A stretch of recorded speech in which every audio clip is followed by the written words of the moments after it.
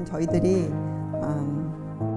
저번 시간에 비유 한 가지 공부하면서 예수님께서 우리들에게 잔치를 하나 베풀어 주시는, 그렇죠? 그 비유를 큰 잔치의 비유라고 부르죠. 그래서 우리가 그 잔치에 초대받은 특권이 무엇이며, 그렇죠? 또 그 특성은 어떠하다, 이런 교훈을 저희들이 배웠어요. 자, 그래서 오늘은 그러면 이제 그런 것들을 이해한 사람으로서 우리가 어떻게 세상을 향해 외쳐야 하겠는가. 여러분, 이 전도란 것은 그리스도인들의 의무이죠. 그리고 사실은 굉장히 중요한 것이에요. 내가 내 마음대로 말을 할 수 있는 그런 사항들이 아니죠. 이것은 그 사람의 영혼을 사고 파는, 그 영혼에 대한 문제이기 때문에 이것은 굉장한 신중성을 요구하는, 아주 세상에서 가장 귀한 것 중에 하나가 전도예요. 자, 오늘은 그래서 누가복음, 저번 시간에 이어서 누가복음 이제 14장 잔치 비유를 하면서 우리가 무엇을 남겨놨냐면, 저번 시간에 이제 주인이 마지막으로 이제 종이 주인에게 와서 이 시내 거리와 골목에서도 다 사람들, 가난한 자들, 병신들, 소경들, 저런 자들 다 데리고 왔어요. 근데도 자리가 있나이다. 이 말을 듣고 주인이 종에게 이렇게 말씀하죠. 길과 산울가로 나가서 사람을 강권하여 데려다가 내 집을 채우라. 근데 이 비유의 결론은 이렇게 끝나요. 전에 청하였던 그 사람은 하나도 내 잔치를 맛보지 못하리라. 이렇게 결론을 맺고 이 잔치의 비유가 끝나지 않습니까? 그래서 이 비유는 굉장히 중요한 비유예요.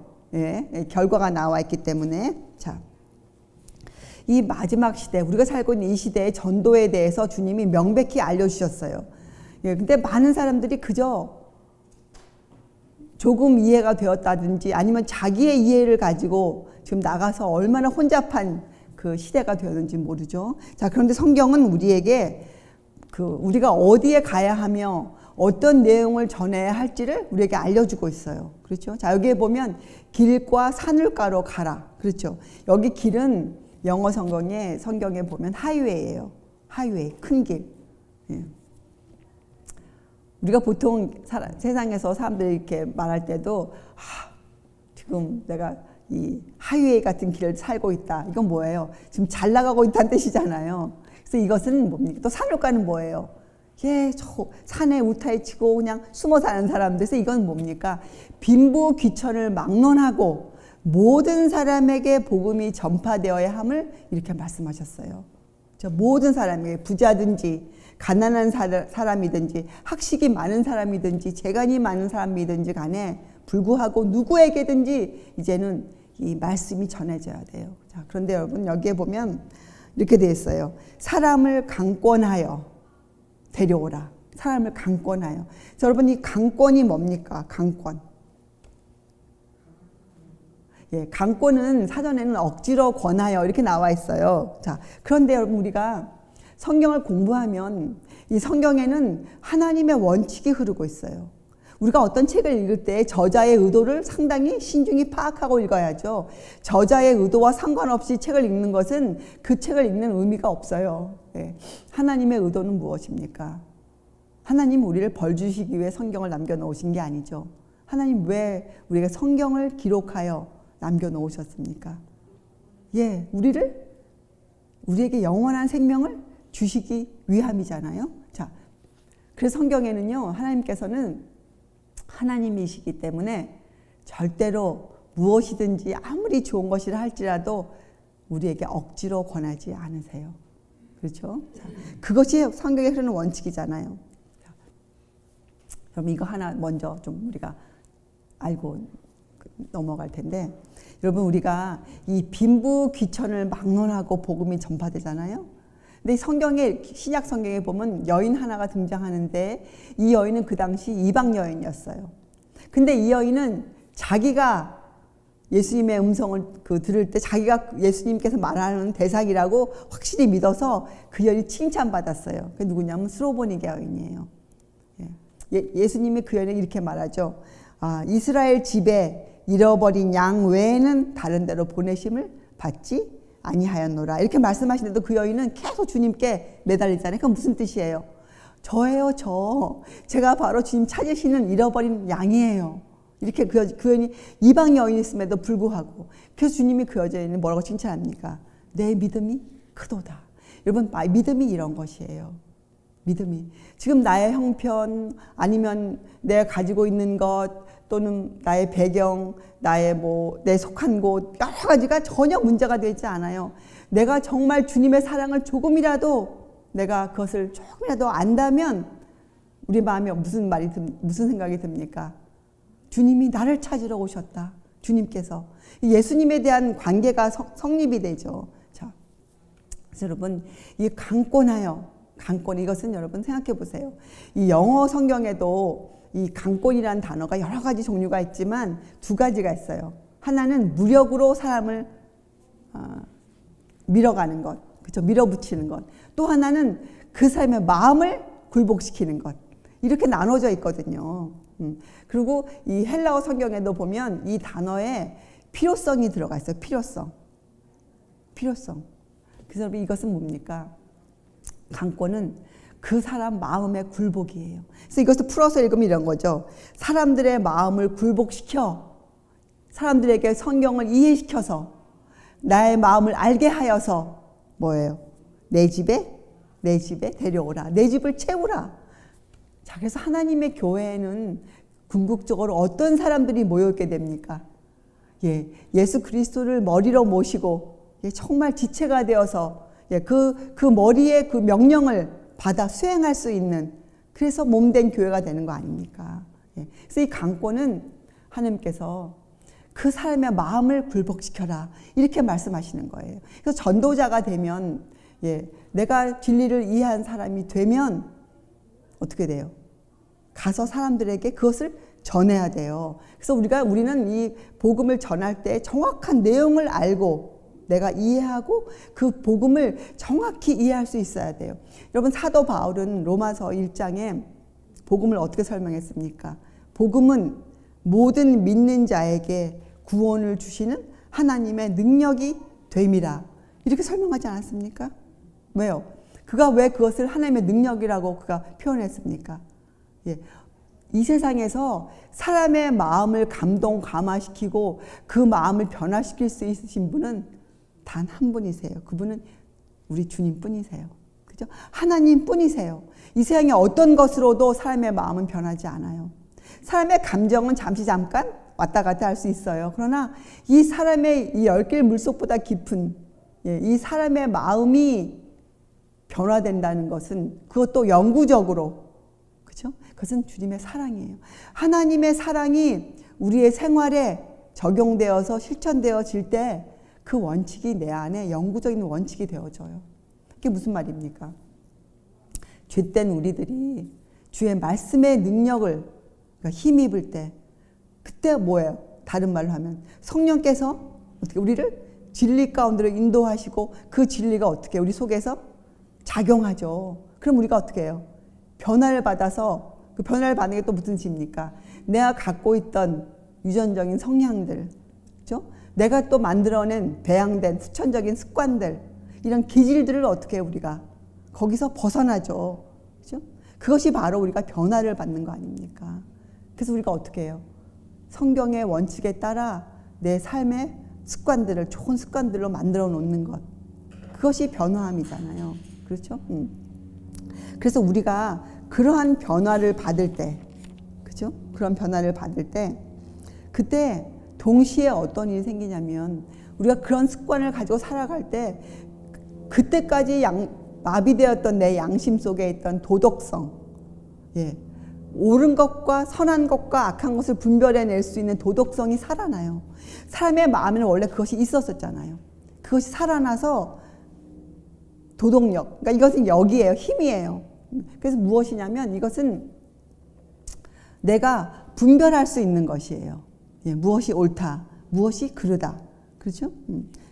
그래서 이것은 다른 말로 하면 성경을 내가 다시 볼 때 어떻게 됩니까? 성경 속에 있는 글들이 살아나죠. 그게 뭐예요? 내 두뇌 속에 이 이해력, 말씀을 보면 어떻게 그 말씀이 이해되어지는 힘. 그래서 여러분, 성경을 이해한다는 것은 굉장히 이것은 심오한 것이에요. 왜냐하면 성경을 이해한다는 말은 다른 말로 무슨 말입니까? 하나님의 마음을 알아간다는 거 아닙니까? 세상을 창조하신 그분의 마음을 알아간다는 것은 이것은 세상 지식으로 할 수 없는 일이죠. 성령께서 우리 마음에 들어오셔서 어떻게 해요? 우리 마음에 강권함을 받게 해야 돼요. 무엇으로? 하나님의 사랑으로. 그래서 갈라디아서의 사도 바울이 또 뭐라고 외쳤어요? 갈라디아서 5장에 그리스도 예수 안에는 할례나 무할례가 효력이 없대. 그것은 아무 일도 못해요. 그렇죠? 하나님의 율법이 폐해졌느냐, 율법이 도대체 뭐냐, 십자가만 최고다, 이런 것은 효력이 없어요. 무엇만 효력이 있어요? 사랑으로서 역사하는 믿음뿐이니라. 그게 무슨 뜻이에요? 사랑으로서 역사하는 믿음. 우리 마음이 주의 말씀의 능력으로 강권함을 받은 거예요. 우리 마음이 그 사랑 때문에. 우리는 그걸 할 힘이 전혀 없잖아요. 우리는 우리 스스로 뭐 변화되거나 다른 사람에 감동을 주거나 선한 일을 하거나 할 수 있는 힘이 전혀 없어요. 정말 무기력해요.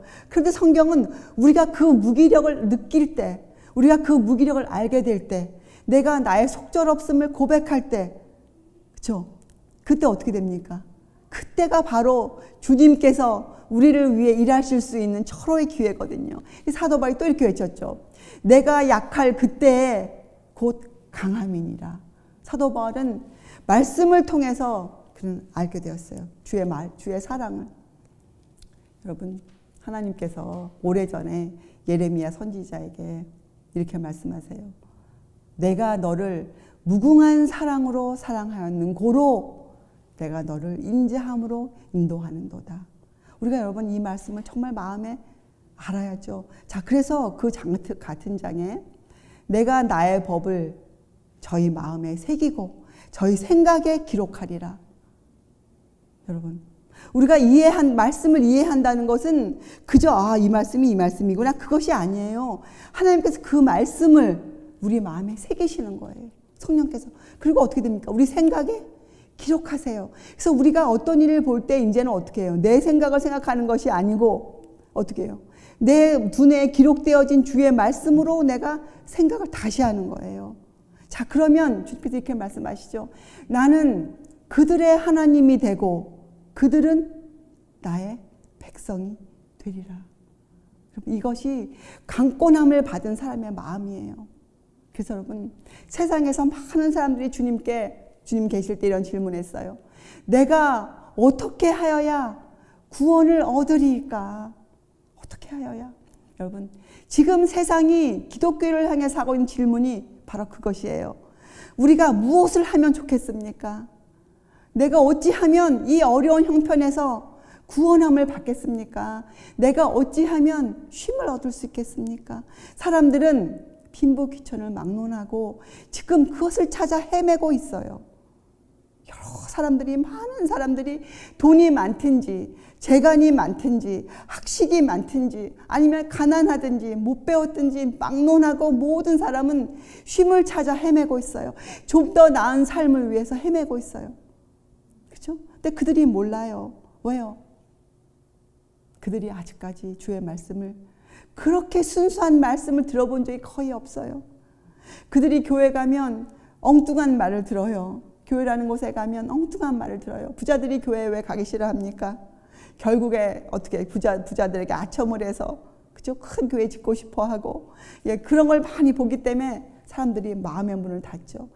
그런 사람들의 마음의 문을 우리가 어떻게 열겠습니까? 우리가 그런 사람들의 마음, 또 너무 힘들고 어려워서 교회에 갔는데 그 마음에 위로를 받지 못한 사람들, 그래서 문을 닫아버린 사람들, 그래서 혼자 꼭꼭 숨어있는 사람들, 이런 사람들의 마음을 우리가 어떻게 열게 하겠습니까? 우리가 어떻게 전도를 해야 하겠습니까? 사람들에게. 여러분, 이것은 굉장히 심각한 문제예요. 그저 우리가 조금 안다고 그것을 글로 써내거나 조금 안다고 만들어내거나 우리 그렇게 책임이 없는 그런 일을 해서는 절대로 안 되는 사람들이에요. 여러분, 우리는 책임질 수 있어야 돼요. 우리는. 그래서 여러분과 제가 이 주의 말씀을 따라 사는 이 자체가 우리의 하루하루가 얼마나 중요한지, 왜 주님께서 여러분과 저의 하루를 그렇게 엄하게 챙기시는지. 그렇죠. 예.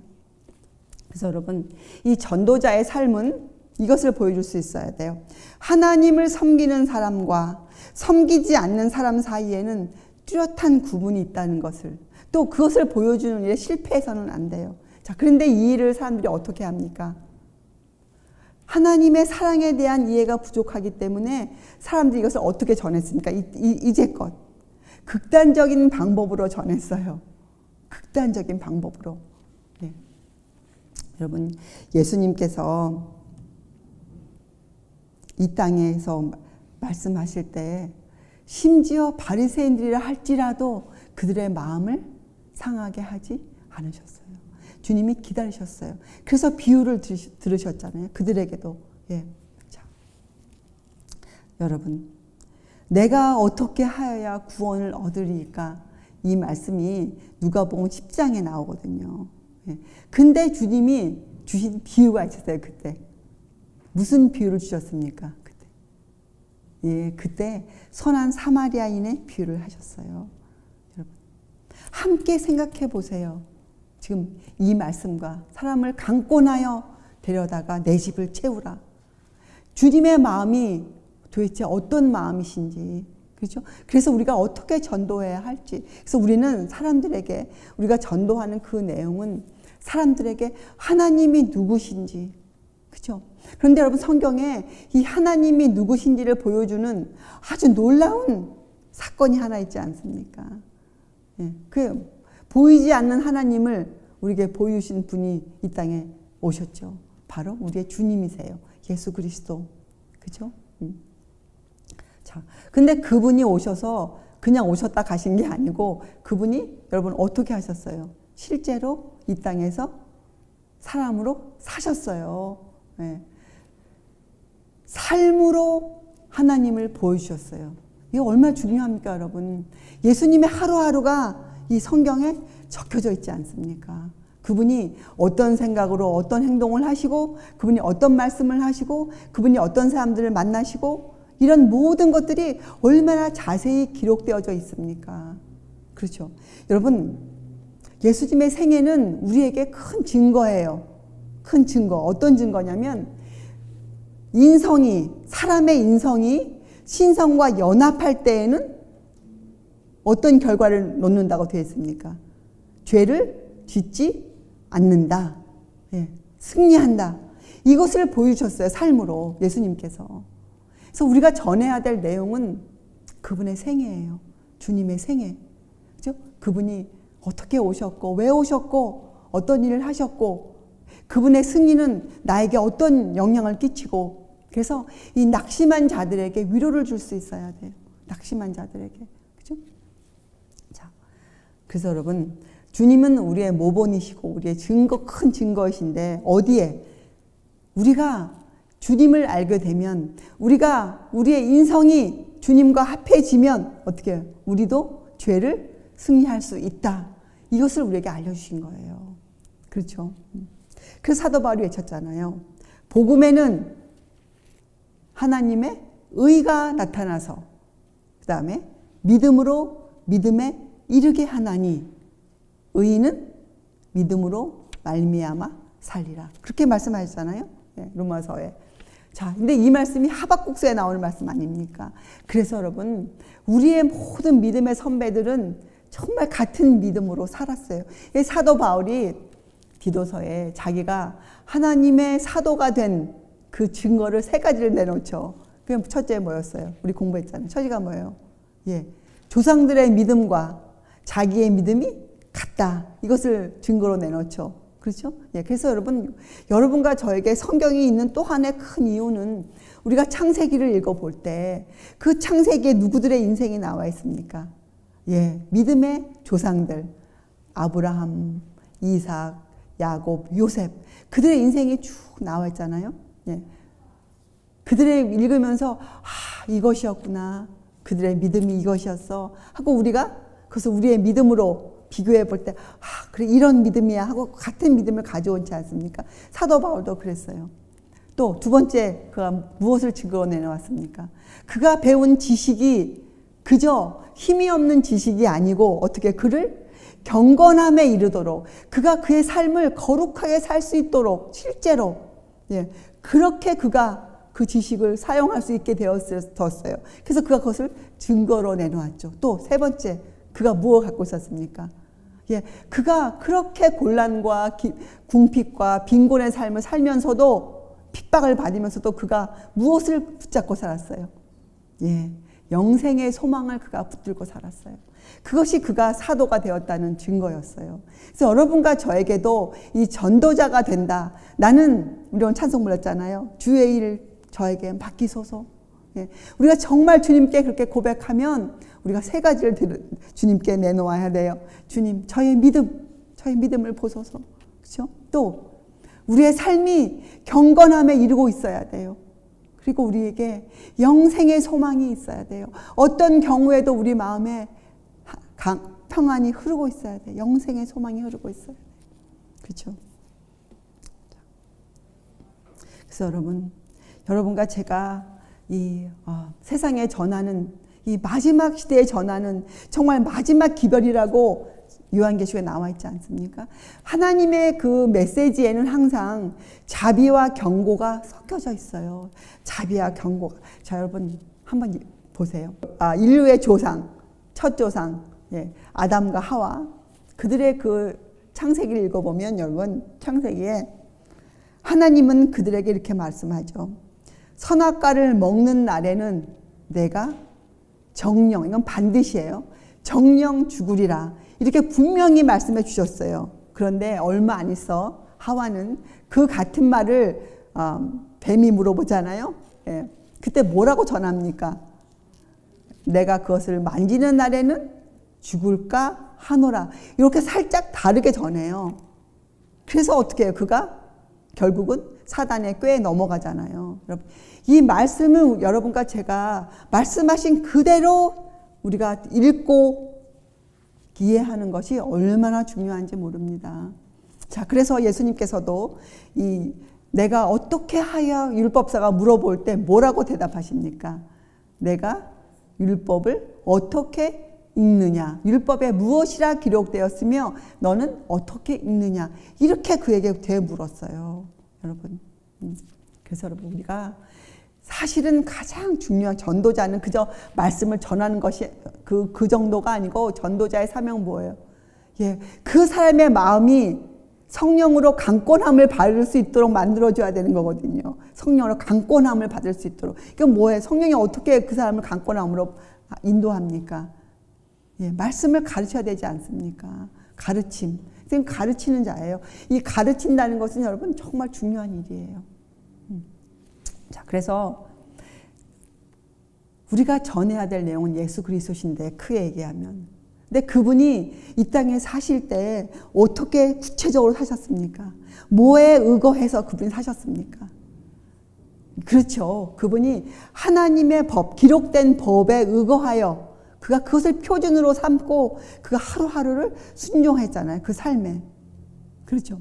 자, 그래서 예수 그리스도께서는 이 땅에 사실 때 분명히 말씀의 표준을 갖고 사셨어요. 자, 그래서 우리가 구체적으로 사람들에게 가르쳐야 할 것은 그분의 생애 가운데에서도 무엇이에요? 그분이 순종한 그 하나님의 법. 그래서 여러분, 이 마지막 때에, 마지막 정말 이렇게 힘든 때에 우리가 전해야 될 정확한 기별의 내용들이 성경에는 나와 있어요. 그렇죠? 그래서 그것은 하나님의 법이 우리에게 무엇을 요구하는가. 여러분, 솔직히 얘기하면, 정확히 얘기하면 하나님의 사랑은 무궁해요.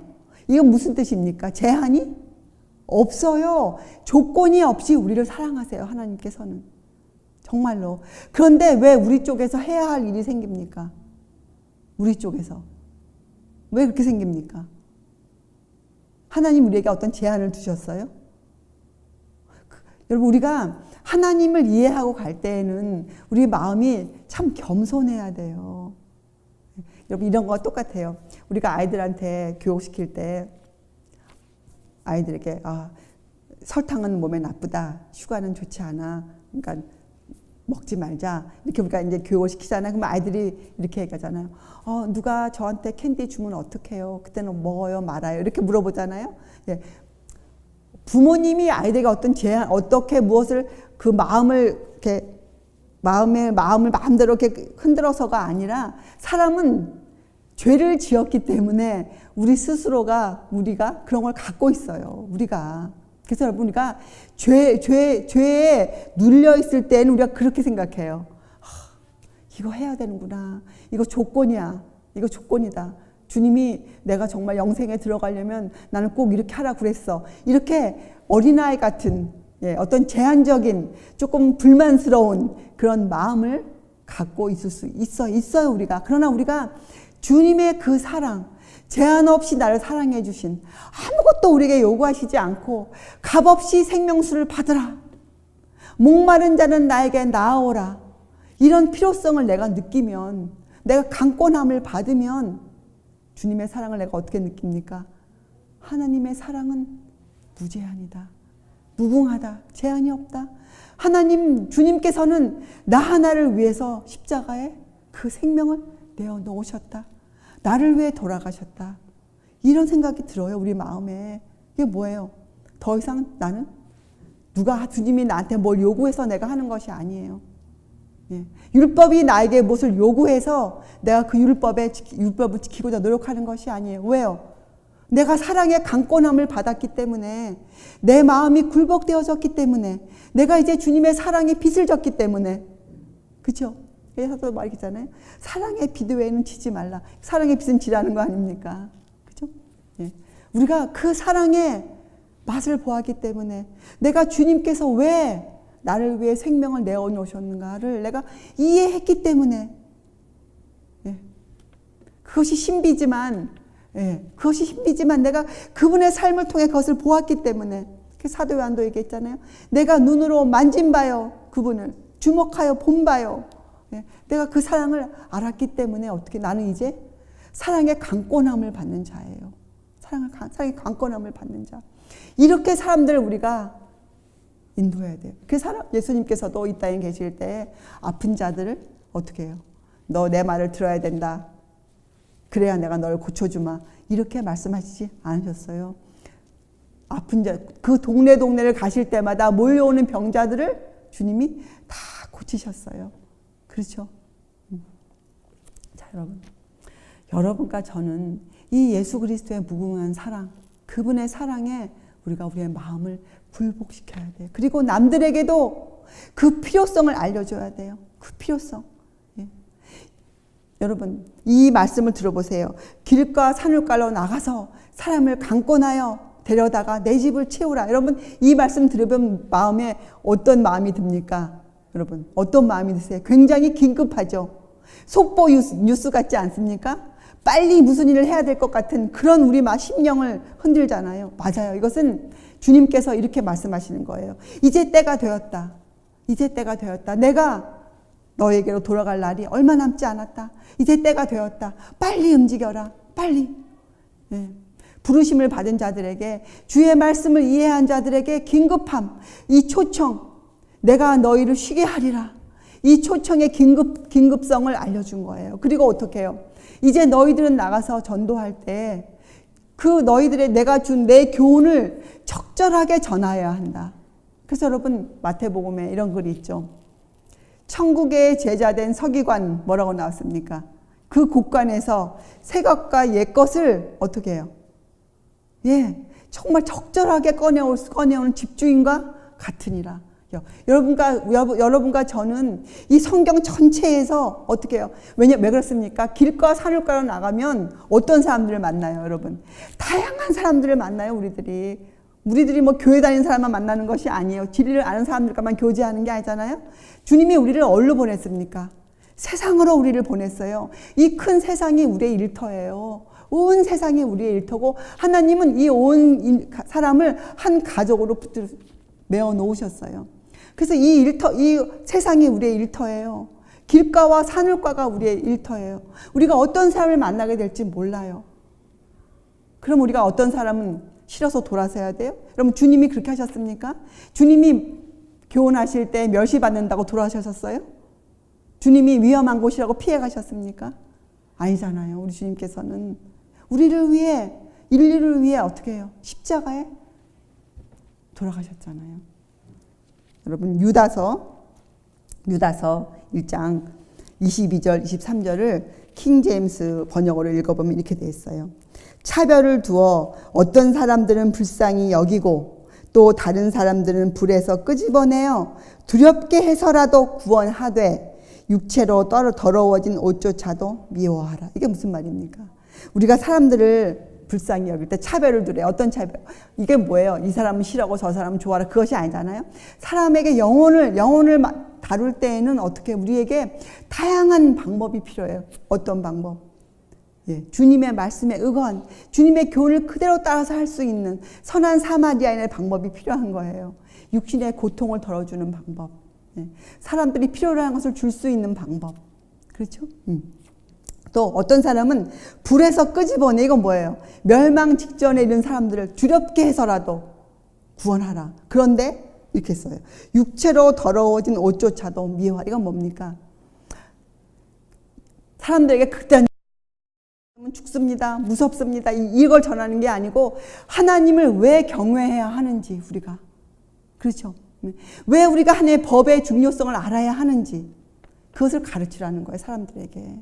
그래서 이 전도의 내용은 예수께서 순종하고 사신 그 하나님의 법의 요구가 무엇인지, 왜 우리가 법을 지켜야 하는지, 그렇죠? 그리고 우리가 왜 충성된 그분의 무익한 종이 되어야 하는지, 그 필요성, 사람들의 마음이 강권함을 받을 수 있도록 우리가 그렇게 사람들에게 다가서야 돼요. 절대로 쉬운 것이 아니죠. 여러분, 하나님 나라의 원칙은 뭡니까? 원칙은 사람들에게 이걸 또 우리가 얘기해 줘야 돼요. 사람들은 생애를 성실하게 살지 못하면, 불성실하게 살면 그 결과를 면치 못하리라. 이렇게 이것이 결과예요. 하나님께서 아담에게 뭐라고 말씀했습니까? 정령 죽으리라. 그렇죠? 그래서 죄의 싹은 사망이에요. 정령 죽으리라. 여러분, 아브라함이 하나님께 부름 받아서 그가 가나안 땅 들어가서 힘들게 살 때 그 하나님을 밤 이상 중에 만날 때 하나님이 그에게 이런 말을 하죠. 내 자손이 이방인 나라에서 객이되어 400년 동안 종살이 하리라는, 그리고 돌아오리라, 이런 말씀을 줄 때 그때도 이 정령이라는 단어가 들어가요. 정령. 그러니까 그건 뭐예요? 꼭 그렇게 되리라는 거 아닙니까? 근데 아브라함은 정말 믿음의 아버지였어요. 아브라함이 그 말씀을 믿었어요. 그런데 아브라함 혼자만 믿은 것이 아니고 어떻게 믿었습니까? 예, 아브라함, 이삭, 야곱, 요셉도 그 약속을 믿었어요. 그래서 그가 어떻게 했습니까? 죽을 때.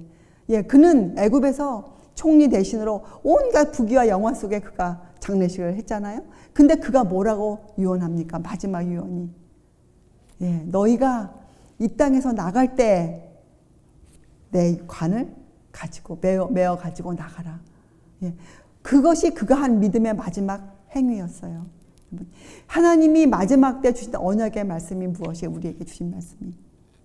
내가, 그것은 우리가 아니고 내가, 하나님께서 내가 내 법을 너희 마음에 새기고 너희 생각에 기록하리라. 주님이 그 일을 우리에게 해주시겠다는 거예요. 주님께서. 그런데 여러분, 우리의 믿음의 조상들도 누누이 범한 실수가 하나 있어요. 예. 모세도 이 실수를 범했어요. 그것이 뭡니까? 많은 사람들이 믿으면서도 이 실수를 계속 범하는데 그것 때문에 성경에 그 사람들이 생애가 기록되어져 있는, 그게 무엇이었습니까? 하나님이 약속해 주셨는데도 사람들은 그 약속을 어떻게 이루려고 합니까? 예.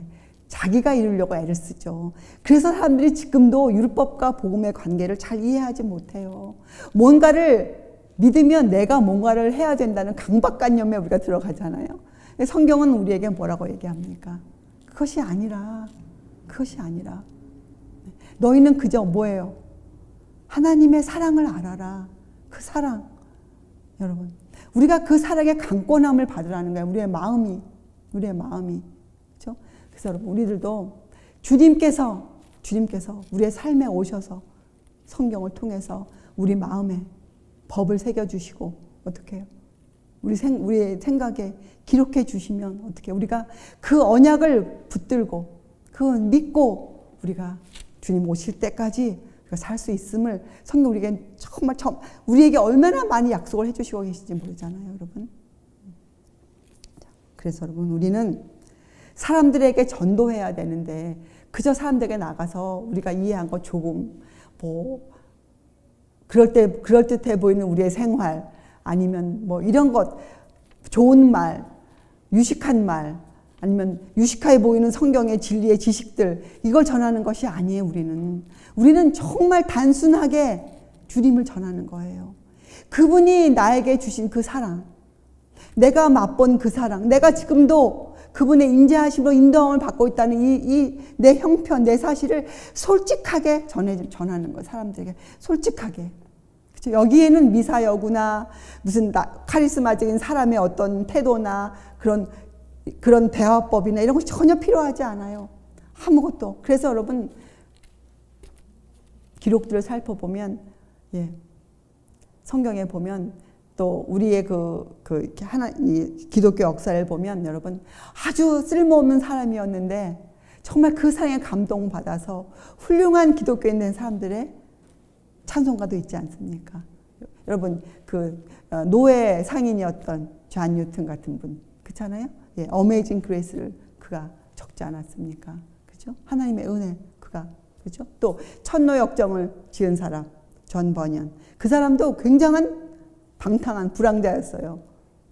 또 성경에는 삭개오 같은 사람 나오지 않습니까? 삭개오. 우리가 길가 산울가에서 만나는 다양한 사람들에게 여러분과 제가 정말 우리를 구해주신 주님, 그러니 여러분과 제가 먼저 무엇을 경험하고 살아야겠습니까? 그분의 구원을 우리가 경험하고 살아야 돼요, 여러분. 그 사람만이 나가서 전도를 할 수 있는 거예요. 나를 구원해 주신 그분, 그 사람만이 어떤 대답을 줄 수 있어요. 사람들에게 마음에 감동 감화, 어떤 감동 감화, 그 사람의 마음이 변화함을 받는 감동 감화를 받을 수 있는 것이죠. 자, 여러분과 제가 아직까지 그런 사람이 안 될 수도 있어요. 그죠? 그러나 우리가 확실히 아는 것 하나는 뭡니까?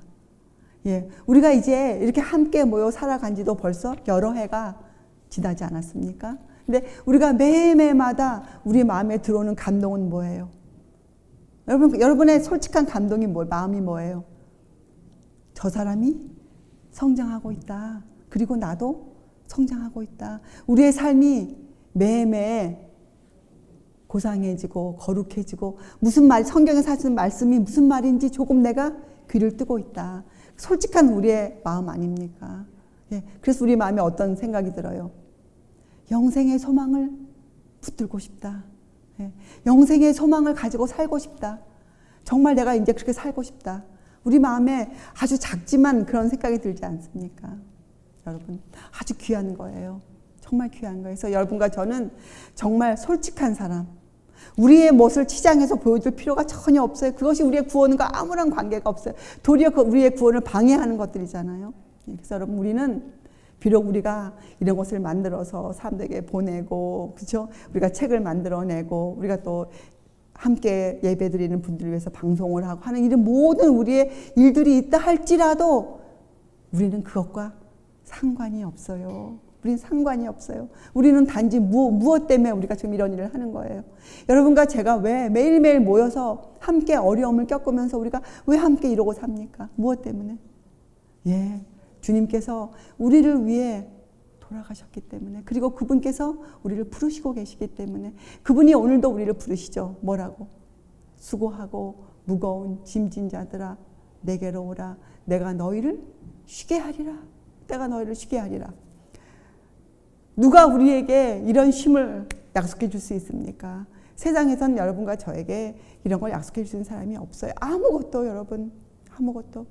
예, 그래서 우리가 오늘도 주께서 부르시는 그 음성에 여러분과 제가 정말 감동하여서 주님, 제가 여기 있습니다.